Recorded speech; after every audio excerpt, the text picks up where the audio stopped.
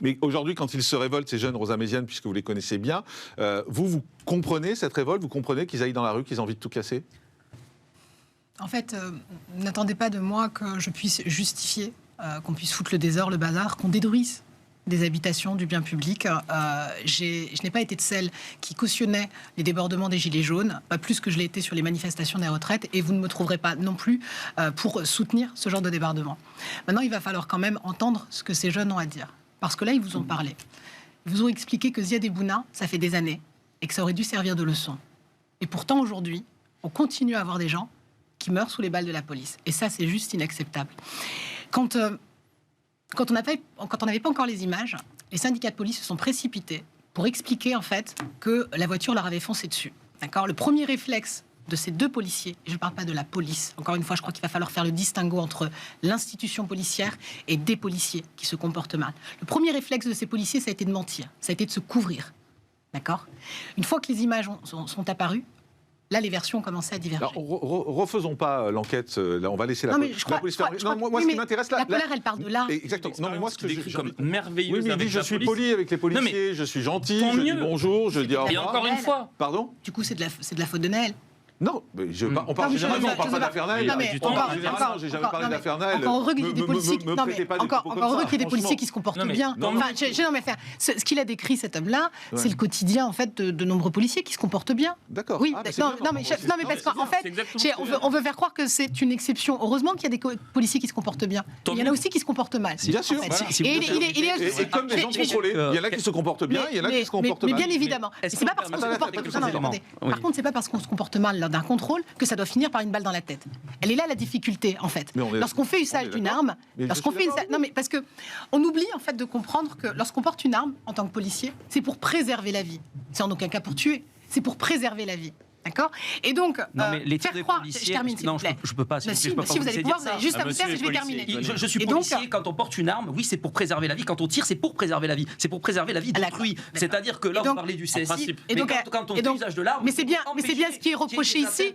Mais c'est bien ce qui est reproché ici dans cette affaire. C'est qu'à aucun cas, la vie du policier était en danger. En aucun cas, la vie... Non, arrêtez de là. Mais laissons faire l'enquête. Non, mais quand vous avez David Lebars, qui est syndicat de police, qui dit clairement qu'au regard des images... Mais David Lebars, c'est pas juge. Non mais d'accord, les policiers. Non mais alors faut savoir. Mais je vous dis juste laissons faire l'enquête. Non mais c'est fou. C'est-à-dire que tous les policiers qu'on a pu entendre en fait, et j'en ai appelé, mais vous savez une multitude depuis 2 jours, ne cesse de dire que au regard des images, la légitime défense ne tient pas 2 secondes. Laissons la police faire. La justice, elle se rend pas sur un plateau télé. Non, elle ne se rend pas sur un plateau télé. Bon, alors laissons la justice faire. Et donc en fait, ces images, elles doivent juste en fait nous à la justice. Et on passe à ces images, elles servent à la justice. Parce que là, la difficulté, et je reviendrai sur les propos de ce monsieur sur la sécession, parce que vous savez, ce qui est là en fait avec ces affaires de façon sous-jacente, c'est qu'on est en train d'expliquer que ces territoires, c'est plus la France. C'est pas la France. Ça n'a jamais été la France. Quand on explique, je termine. Quand on explique en fait que ces territoires font sécession, on est en train d'expliquer à ces habitants qu'ils ne sont pas la France, qu'ils ne sont jamais comme nous en réalité, peu importe ce qu'ils font. Et c'est là en fait qu'on est en train de nous dire, là on est sur le début d'une guerre civile. Je ne crois pas. Je ne crois pas qu'on est sur le début de guerre civile. Par contre, on a des gens qui sont en colère. Parce que ces jeunes-là, quand vous les interrogez, ils savent très bien qu'ils auraient pu être à la place de Naël. Ils savent très bien que ça aurait pu être leur frère. Ils savent très bien que ça aurait pu être leur voisin. C'est pour ça qu'ils brûlent une médiathèque. C'est pour ça qu'ils brûlent un tramway. Non mais c'est extraordinaire. Excusez-moi. Je vous ai pas. Non mais attendez. Vous avez pendant des mois. Vous avez pendant des mois justifié. Vous avez pendant des mois justifié la violence des Gilets jaunes en expliquant que la violence du. Ah mais alors, je l'ai entendu dans de multiples plateaux. Oui d'accord, mais on peut pas partir sur des généralités. Expliquer que la violence du politique. On va avancer. Vous faites que des généralités depuis tout à l'heure, et vous êtes en train d'expliquer. Mais vous expliquez qu'on a justifié la violence des Gilets jaunes, mais vous dites n'importe quoi, excusez-moi. Alors si, je vais même. Non, pas du tout. Excusez-moi, vous perdez pied totalement. Personne n'a jamais justifié la violence. Parce qu'en fait, vous manquez de mémoire, et vous manquez de cohérence. Heureusement que vous êtes là, vous êtes notre mémoire, notre intelligence et notre façon de réfléchir. Je vous le fais pas dire. Il est 11h, on va faire le... On a entendu tout à l'heure dire qu'à partir du moment où le policier explique qu'il va lui tirer une balle dans la tête, parce que c'est exactement les propos quand... Je vais te tirer une balle. Ah oui, c'est ce qu'il dit. C'est ce qu'il dit, mais c'est pas ce qu'il fait. C'est parce que visiblement, c'est le bras gauche et le thorax. On peut estimer que c'est une forme de sommation, voire une intimidation. Ça arrive parfois que les policiers tiennent ce genre de propos pour faire peur à l'individu et qu'il s'arrête. Sauf que quand il tire juste après, qu'est-ce que c'est? C'était une menace, une préméditation?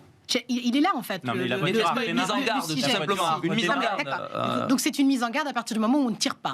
Oui. Qu'est-ce que c'est à partir du moment où on tire?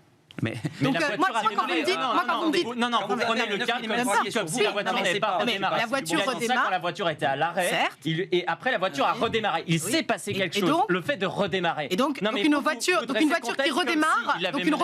redémarre, il n'y a pas de nécessité. D'accord. Non mais il est là, le principe du danger, il est là tout le nœud. Non mais parce que il y a la question c'est est-ce qu'en redémarrant, il remettait en danger la vie de certaines personnes. Et le procureur vient d'estimer. Tout à fait. Que ce n'était pas le cas. Donc on ne peut pas juste avant expliquer qu'il faut que la justice parle et quand elle parle, on vient la remettre en cause parce que ça ne nous arrange pas dans le récit. Le procureur, c'est pas la justice. Rapide, Éric Tegner et je prends Pierre Marissel, directeur de l'Institut pour la justice. Juste Rosa Méziane, vous réagissez en entendant Pierre Marissel. Parce que en fait, ces mêmes gens-là parce que depuis hier, on n'arrête pas de voir des hashtags Lola en essayant de comparer en fait les victimes et les mêmes zémouristes qui nous expliquaient en fait que Lola c'était un scandale et je crois que la France entière a été scandalisée par ce meurtre.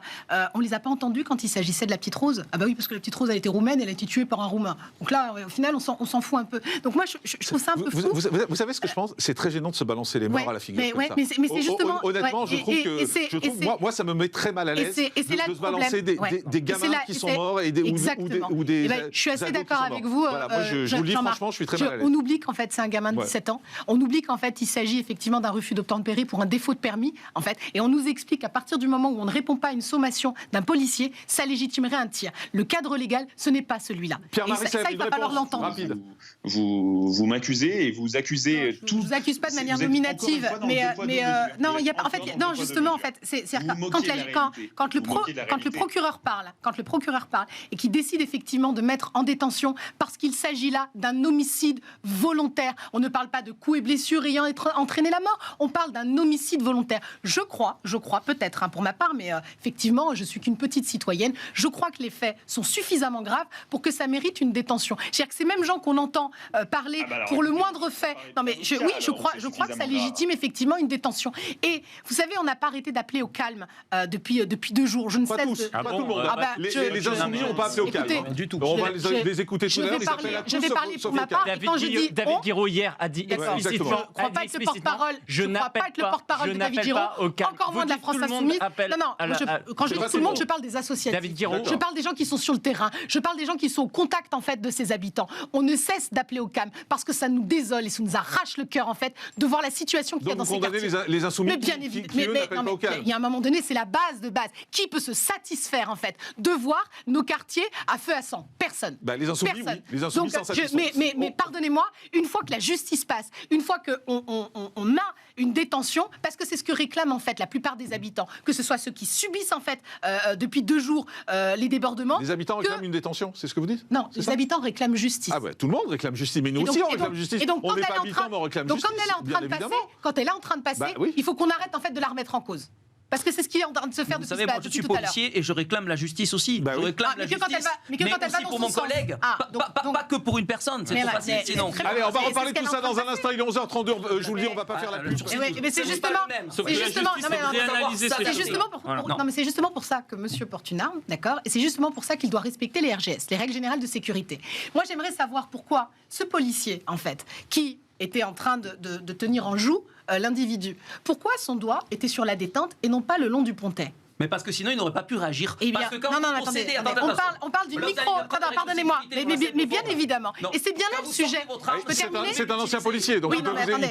Non, mais vous posez une question, il peut peut-être y répondre. Je pas une arme avec le doigt le long du pontet si c'est pas pour l'utiliser. Quand vous sortez au train. Donc c'est ce que vous êtes en train de dire. Qu'il a sorti son arme pour l'utiliser. Donc il y avait l'intention de tuer. Donc il y avait bien l'intention de tuer. Arrêter un véhicule. Non, monsieur. Non, mais elle est là. Voilà. Et c'est là toute la difficulté. Mais non, mais c'est extraordinaire. neutraliser le véhicule, il n'est pas pour tuer. On ne tire pas pour tuer une personne. C'est impossible. Quand on tire pour neutraliser. On ne tire pas pour tuer. C'est là où on n'a pas compris. On n'est pas des tueurs. On n'a pas de permis de tuer. Vous avez vu la différence en fait? C'est les règles basiques. Les RGS, on apprend ça vraiment à la base quand on vient de démarrer à la police. Non mais pardonnez-moi.